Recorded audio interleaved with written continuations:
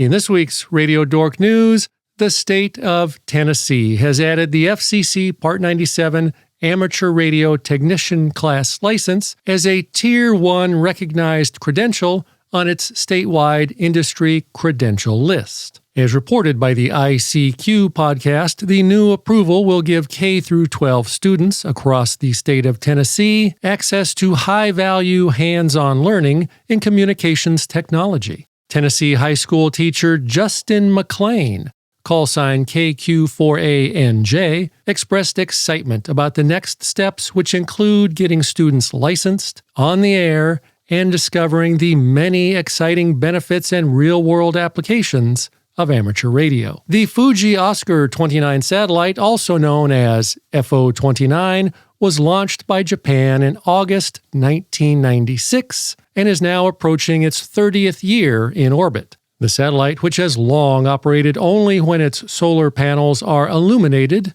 because its batteries failed years ago, has entered a full sunlight orbit season, allowing the transponder to remain active continuously as long as sunlight reaches its solar panels. Amateur radio operators around the globe are giddy with excitement, reporting renewed activity on the satellite's transponder, with successful SSB and CW contacts logged from Japan, China, and elsewhere, as well as its telemetry data and its CW beacon. Licensed amateur radio operators are encouraged to monitor the passes, make contacts, and report activity on the AMSAT OSCAR status page. The FCC has sent a mean letter to a Pennsylvania amateur radio operator for causing harmful interference to emergency 911 communications services. In a notice dated March 25th, the FCC Enforcement Bureau informed Mr. David O.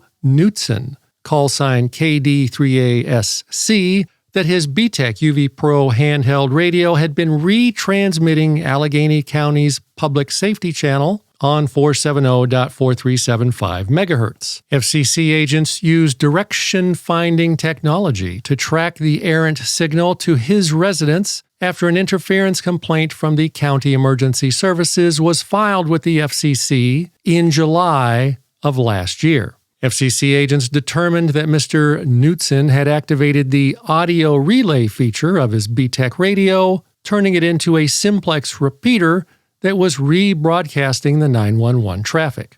The FCC determined that Knutson, a licensed technician class amateur radio operator, was operating outside of his authorized amateur frequency bands in violation of FCC rules, including willful interference with public safety communications. The mean letter serves as a warning from the FCC, stating that further violations could possibly result in another mean letter, and Mr. Knutson must respond in writing within 10 days, describing the steps he has taken to prevent this from ever happening again.